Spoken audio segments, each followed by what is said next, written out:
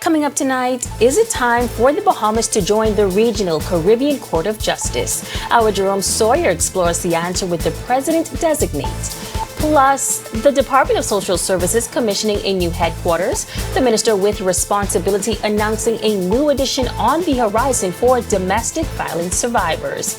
And later, an internationally nominated film highlighting the ongoing crisis in Haiti premiering in the Bahamas this week. We've got the details for these stories and so much more as Our News Weekend starts now.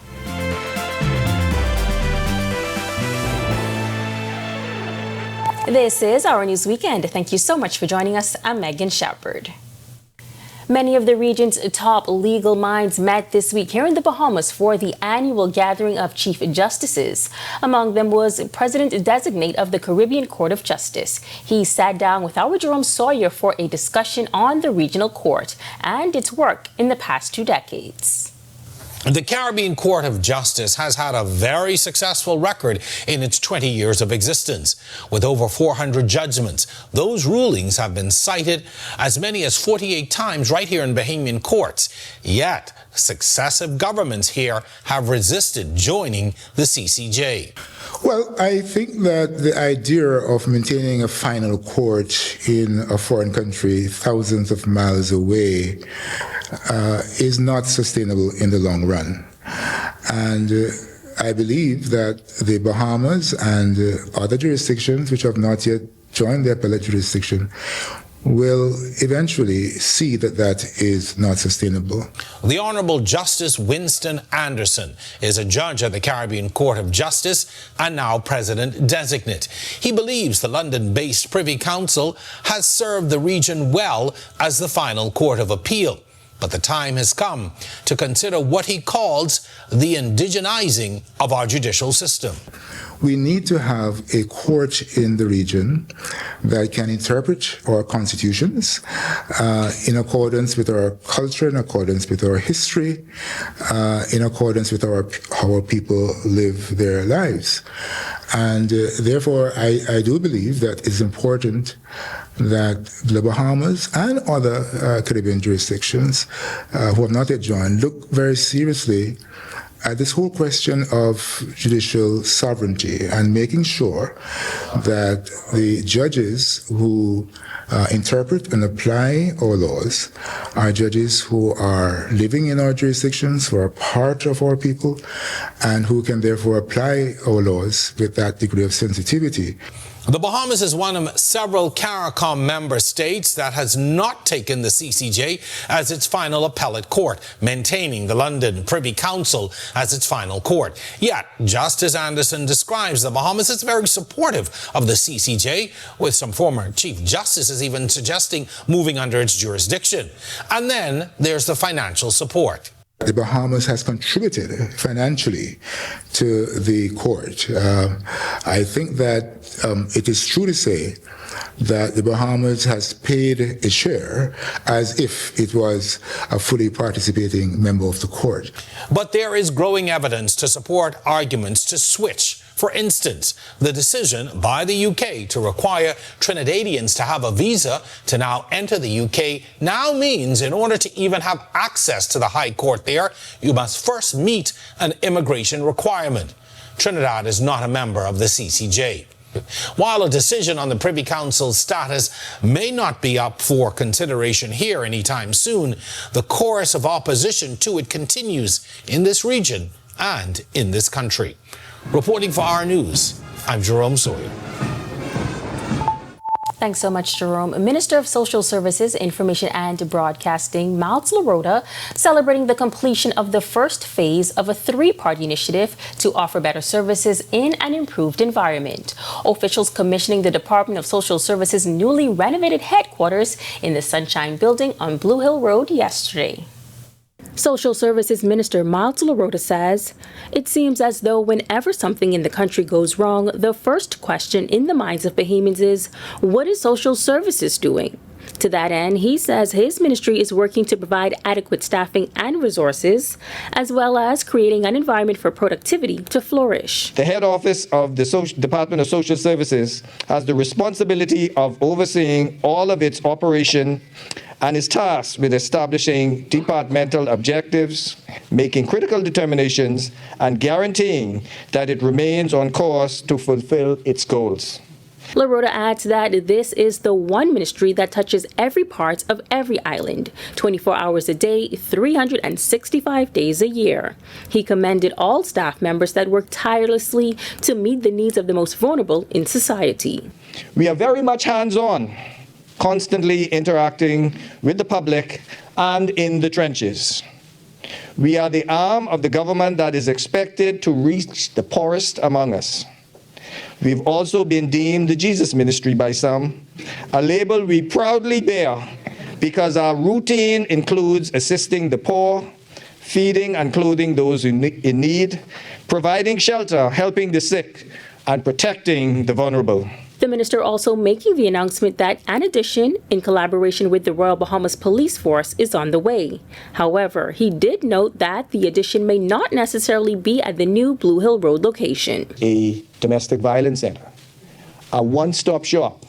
That was the brainchild of the former commissioner, that this commissioner has executed a 22-bed facility that would be able to accommodate. Because the truth is, in the past, you would go to social services or to police and they'll send you to the police and social services, and some way people get distracted. Now they have an edifice where you come in, you could spend a night there, you could be processed in comfortable surroundings with 22 beds, it's clean, and so that would be a conducive place until they are passed over to social services, who have now, we will have 2 centers for victims of domestic violence and their children. With the 2025 Atlantic hurricane season already underway and shaping up to be an overactive one, officials at the Disaster Risk Management Authority say they're entering this storm period with stronger tech, tighter coordination, and a major upgrade in public warning systems. Managing Director Aaron Sargent says the new alert platform, modeled after the Marco Alert, is now fully built and ready to launch. We are at a stage where that is fully complete thanks to our comms team and also the Royal Bahamas Police Force, who's a key stakeholder and actor in disaster risk management. That platform will allow us to reach all cell phone holders via SMS, similar to the Marcos Alert. So you'll be able to get direct alerts in advance. Once we get them from the Met Office, or once we are ready to issue an alert, we will be able to send that to the platform. So we are able to manage that in-house. Last year we tested using the Marcos Alert platform, and now this year we have full carriage of our version of a disaster alert. The system was tested last year, but with limited reach. But now the agency says it has full control of when and how alerts go out. And with climate change fueling faster forming and more intense storms, officials say early warnings are no longer a luxury, but a necessity. Don't wait to prepare. Don't wait to get your homes ready. Don't wait to put your shelter evacuation route in place, your family emergency plans in place. As we see on day by day, climate change is affecting us. We live in a hurricane belt. That is the new normal. These storms, as we saw last year, rapidly intensify, leaving us with little to no time to prepare. So a key example was Hurricane Oscar. We went to bed Friday night with a 20% chance of any formation. Woke up the next morning from the Met Office, getting a call from the Met Office to say, hey, we have to issue now a hurricane warning for the southern islands. So a hurricane formed over one of our islands last year. Well, Minister of Public Service and Labor Pia Glover-Roll touting initiatives within her ministry geared toward fixing wider issues with government recruitment, hiring and onboarding, professional development, promotion and succession planning processes. One of those initiatives, the recently launched National Public Service Scholars Program in partnership with the University of the Bahamas. Glover-Roll says the program aims to recruit and train young people as part of the ministry's succession planning. I heard a lot of talk when we talk about the retirees saying, oh, we should just bring some young people and put them in the public service. It doesn't work like that. The public service has its nuances, and we can't just bring a young person in and place them at the top levels in the public service. We have to train them. This program is a response to that. It is a signature program that was initiated by the permanent secretaries of the public service to inspire young Bahamians to pursue a career in the public sector. She says the program also reflects the ministry's commitment to fostering excellence in public administration, marking a strategic step in building a 21st century public service with dynamic, innovative, well-equipped, trained young professionals.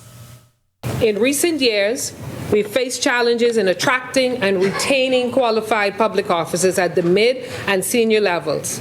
And this has resulted in what has been described as the hollow middle, in which we have sufficient people at the very top and the bottom, but not enough workers in the middle levels. This situation has been further complicated by an aging public service. The establishment of this program is a strategic move to address these challenges, ensuring that we cultivate the next generation of public sector leaders who are equipped with the knowledge, skills, and dedication needed to drive progress. When our news weekend comes back from the break, more developments on the way for the island of Andros. The area representative breaks down what's to come at the annual Andros Business Outlook. Plus, City Private Bank Bahamas marking their 20th annual Global Community Day at the Ranfurly Home for Children. We'll tell you all about it when our news weekend returns.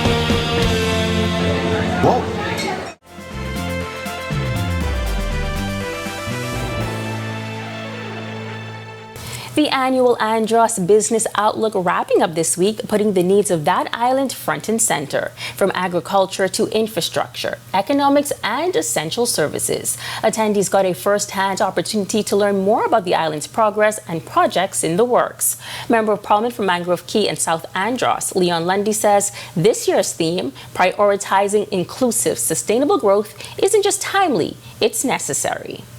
Here in Andros, we understand that development means very little if it does not reach everyone. It means very little if it does not uplift communities, protect our environment, and build wealth that stays in the island. The parliamentarian says over the past year, there has been measurable progress on the island of Andros. He also gave these updates for what's to come. In South Andros, a $1 million contract has been signed to connect the Bluff to Kemps Bay, improving water pressure and reliability across the entire island. In Mangrove Key, plans are advancing for the complete replacement of the water distribution network, one of the most fragile in this country. Also in Mangrove Key, plans are on the way for a new terminal building that would house customs to ensure that we have international planes landing directly into Mangrove Key. And in Central Andros, the Junior Council at Central Andros High, who I'm very proud of, designed and opened a brand new community park in Love Hill just last week. Chief Operating Officer at Bahamas Power and Light, Anthony Christie, also a part of the dynamic list of speakers, referencing a July 2023 fire that completely destroyed the Nicholstown power station. He notes that 4 generation units were lost. Since then, 4 megawatts of rental generation were deployed and still exist in that area.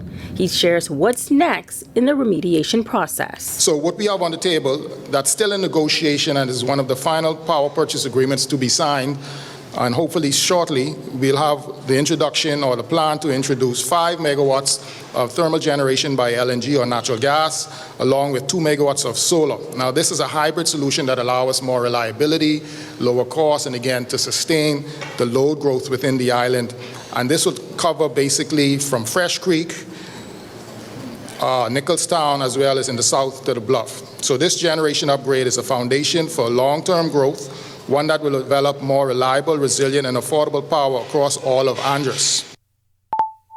For the past 20 years, Citi Private Bank Bahamas has set aside a day dubbed Citi Global Community Day, where their staff and families gather to give back to the community. This year, the team returned to the Ranfurly Homes for Children. Assistant Vice President and Public Affairs Officers for Citi Private Bank Bahamas, Jabari Curtis, says they originally installed benches around the property. This year, those benches were revitalized as mulch was laid beneath them. The Citi team also placed P-Rock at the front of the institution to complete their beautification efforts. They also fully stocked the home's pantry for the summer with snacks from a wish list provided by the children. We feel a big sense of pride with assisting wherever we can, especially when it involves the youth. So therefore, we try to work with the youth as much as possible with Global Community Day. The team then hosted a lunch for the residents of the home. President of Citi Private Bank Bahamas, John Lopez, telling our news that this is a tradition both parties look forward to. This is a very nice moment to interact with the people, with the kids that are here, to provide to them our experiences, our possibilities that we see in our lives, you know, and at the same time for us to learn about them. Well, still to come on our news weekend, a political thriller now showing on screens at Fusion Superplex. Our Danielle Miller takes us inside premiere night. But first, we go poolside for updates from the National Swim Championships, and then we head over to Winton Tennis Courts for a little mentoring mixed with some friendly competition next on our Sports Weekend.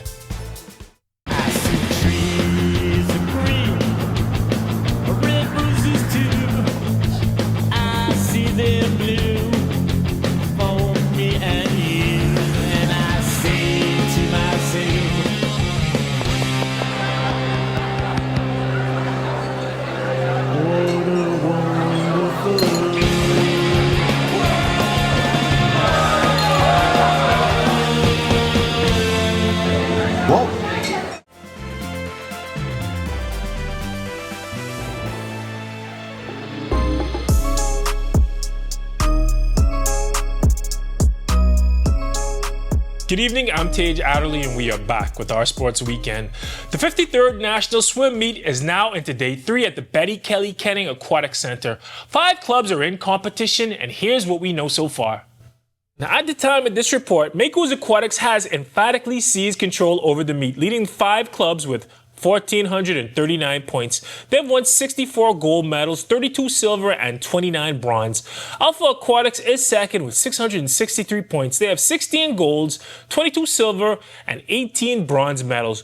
Barracudas is hot on their heels with 620 points. They have 6 gold medals, 17 silver medals, and 16 bronze medals. And the Blue Wave Swim Club is fourth with 527 points. They have 5 gold, 10 silver, and 11 bronze medals. A national record also fell as Kai Bastian won the boys 11 and 12 50-meter backstroke in a new record time of 30.53 seconds. Now, the action is ongoing, so by the time you watch this, those scores will probably be different. We encourage you to go out there and support the young swimmers, but if you can't make it out there, you can always tune into the broadcast right here on cable channel 212. And now from the courtroom to the tennis court, where some of our country's best legal minds got to have a little fun while mentoring the next generation of attorneys. You have to have stress releases. And for me, tennis has always been cathartic. That's the Honorable Justice John Isaacs, longtime judge and retired president of the Court of Appeals. After a few days mentoring young attorneys in a training hosted by the Bahamas Bar Association, the good judge brought everyone together at the Gym Tennis Club in Winton for some tennis. You start off with with doubles, short sets, the best of 4. If you tied with 2-2, then you play sudden death. And then from there, as you can see, well, you might have witnessed, we had an elimination fun game, but we were playing with what they call red ball. It's meant to bring a sense of camaraderie between the bench and the bar, make lawyers see judges in a more human form. And of course, if you ask Justice Isaacs who won, he'll gladly tell you. We emerged as champions, so it was a good day. Any day when you win is a good day indeed. Before we go, Jazz and the Yankees played earlier today. We'll break down some baseball tomorrow. Until then, I'm Tage Adderley, and this is Our Sports Weekend. I'll see you right back here tomorrow night. Thanks so much, Tage. On the other side of this break, Ian McKinsey joins us from the Weather Center with a look at your weekend temperatures. Stick with us.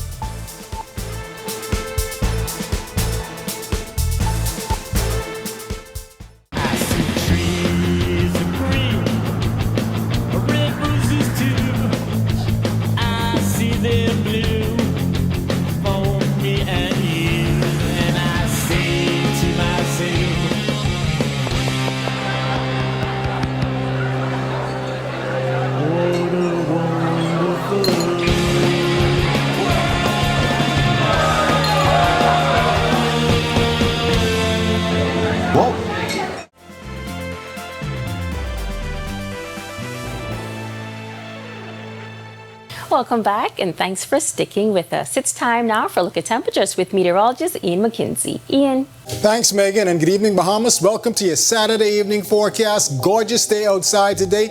However, it's still very warm on the outside. We're coming in at 84 under partly sunny conditions at this hour. Yes, believe it or not, winds are from the east at 16 miles per hour. Feels like temperature at 91. Temperatures across the northwest Bahamas at this time, we have 84s. Throughout most of the area, with the exception of Marsh Harbor and Governor's Harbor, coming in at 83. Central Bahamas, we have 84s continuing in Kemps Bay, Georgetown, Deadman's Key, on and Arthurstown, Kidd Island, as well as Port Nelson, Rumkey, 83s in Black Point and Coburn Towns in Salvador. Southeast Bahamas, we have 83 in Duncan Town, 85s in Colonel Hill, Delectable Bay, and in Providenciales, 86 in Matthew Town, and 84 in Abrahams Bay, Mayaguana. Satellite and radar imagery at this time, high pressure dominating weather conditions across our area. We do have a mid to upper level low that's well to the east of us. This is pulling some moisture across our area and triggering pockets of isolated showers. Tropics remain quiet at this time. Tropical cyclone formation is not expected during the next 7 days, so continue to make preparations for when there is a storm. Boating forecast across the northwest Bahamas for tonight. We're looking at winds east to southeast 10 to 15 knot, seas running 2 to 4 feet over the ocean. Low tide at 11:33 p.m. tonight. High tide at 5:18 a.m. tomorrow morning. For the central and southeast Bahamas, winds slightly stronger. We have a caution in place for you boaters, and there is a risk for rip currents for you swimmers out there. Winds easterly at 15 to 20 knot, seas running 4 to 6 feet over the ocean. India extended forecast, 1 or 2 pop-ups expected tomorrow, but for the most part, we're looking at pretty much mostly sunny conditions throughout most of the week. Highs in the upper 80s, low 90s, low temperatures, upper 70s, low 80s, and remember, please stay hydrated and take frequent breaks, often during peak sunlight hours. That's a wrap in the evening forecast. Make it a great, safe, fun night, everyone. Great advice. Thanks, Ian. Well, a political thriller premiered at Fusion Superplex this past week. The 20-time internationally nominated film gives audiences a humorous yet chilling look into a social ill currently holding one Caribbean country hostage. Our Danielle Miller was there.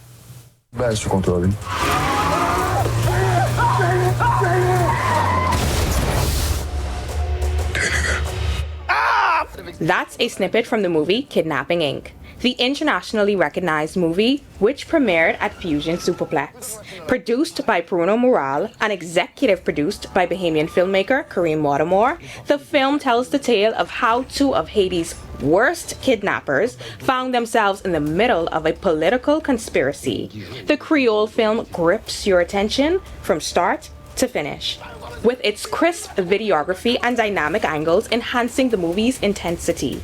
The dark humor film was deliberately written to heighten the awareness of the ongoing social issues in Haiti and larger Caribbean nations. With more than 1,000 kidnappings recorded in Haiti per year, one of the writers, Gilbert Mirambeau Jr., tells me this is a reality he and his family have faced in past years.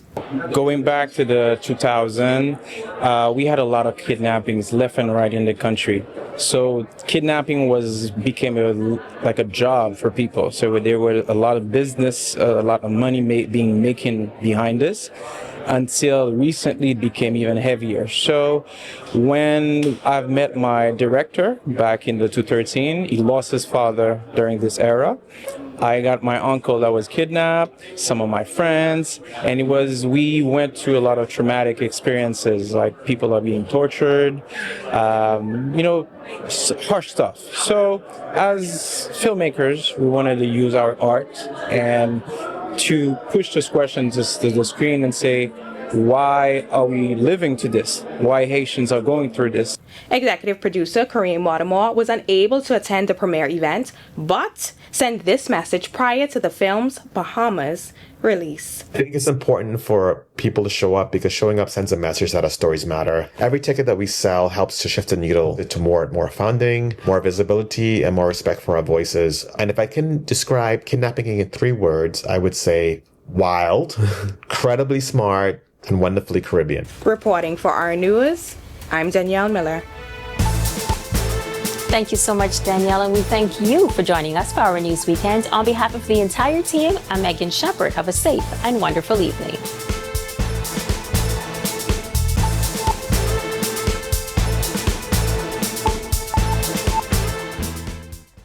Hey guys, Megan Shepherd here. Thank you so much for watching. Be sure to click that subscribe button if you want to see more content like this. Just click right over here. And don't forget to turn on your notifications so you stay up to date with content like this from the team you already trust.